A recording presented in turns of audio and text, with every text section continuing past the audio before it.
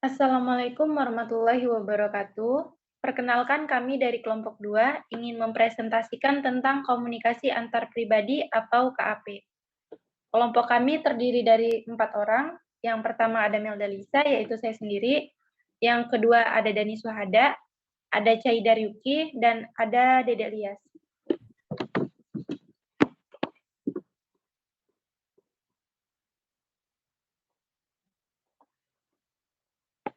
Yang pertama, pengertian komunikasi antar pribadi, KAP. Secara umum, komunikasi antar pribadi (KAP) dapat diartikan sebagai suatu proses pertukaran makna antara orang-orang yang saling berkomunikasi. Komunikasi secara tatap muka, face to face, antar dua individu. Dalam pengertian tersebut mengandung 3 aspek. Pengertian proses yaitu mengacu pada perubahan dan tindakan yang berlangsung terus-menerus. KAP merupakan suatu pertukaran yaitu tindakan menyampaikan dan menerima pesan secara timbal balik. Mengandung makna yaitu suatu yang dipertukarkan dalam proses tersebut adalah kesamaan pemahaman di antara orang-orang yang berkomunikasi terhadap pesan-pesan yang digunakan dalam proses komunikasi. Dari ketiga aspek tersebut, maka KAP menurut Judy C. Pearson memiliki karakteristik sebagai berikut. 1. KAP dimulai dari diri pribadi, self. Berbagi persepsi komunikasi yang menyangkut pemaknaan berpusat dari kita. 2. KAP bersifat transaksional. Anggapan ini mengacu pada pihak-pihak yang berkomunikasi secara serempak dan bersifat sejajar, menyampaikan dan menerima pesan. 3. KAP mencakup aspek-aspek isi pesan dan hubungan antar pribadi. 4. KAP mensyaratkan kedekatan fisik antar pihak yang berkomunikasi. 5. KAP melibatkan pihak-pihak yang saling bergantung satu sama lainnya dalam proses komunikasi. 6. KAP tidak dapat diubah maupun diulang. Ciri-ciri KAP menurut para ahli. Dari ahli Lili Wery 2017 bagian 27. 1. Terjadi secara spontan. 2. Tidak mempunyai struktur yang teratur dan diatur. 3. Terjadi secara kebetulan. 4. Tidak mengejar tujuan yang telah direncanakan. 5. Bisa terjadi sambil lalu. Dari DeVito 2005 bagian 4.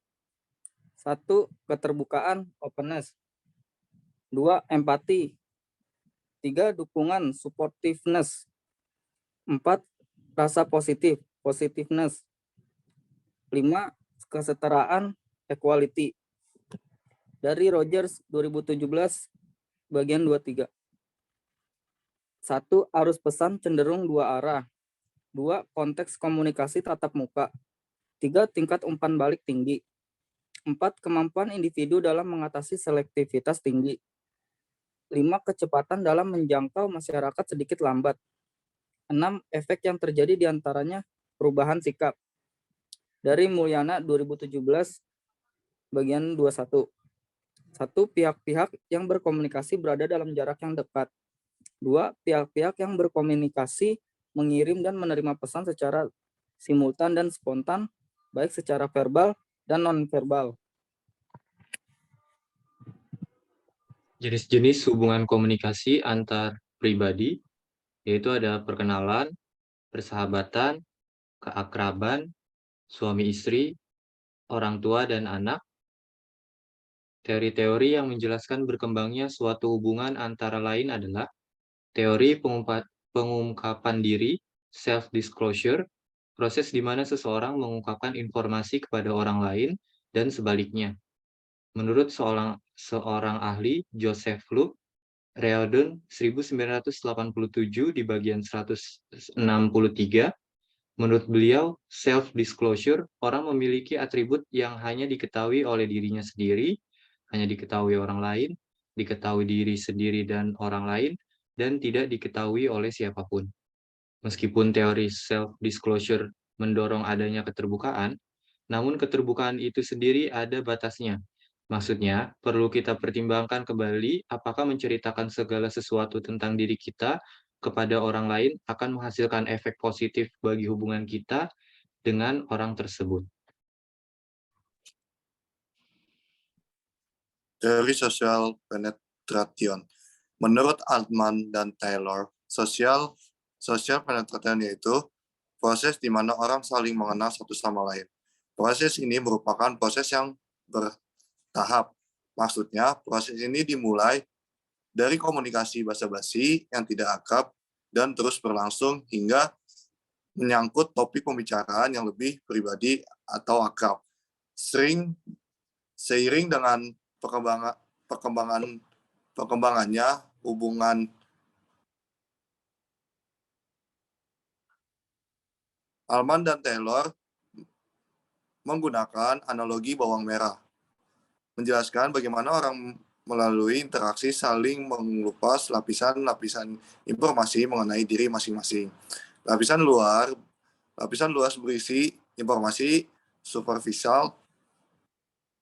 superficial seperti nama, alamat, atau umur.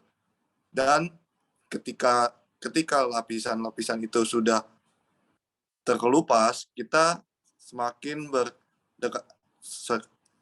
mendekati lapisan terdalam yang berisi informasi yang lebih mendasar tentang kepribadian.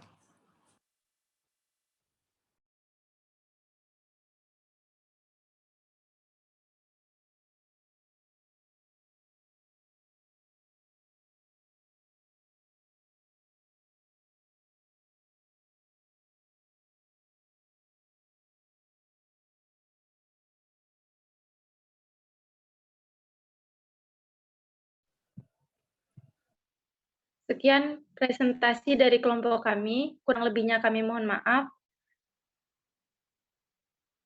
Billahi taufiq wal hidayah. Wassalamualaikum warahmatullahi wabarakatuh.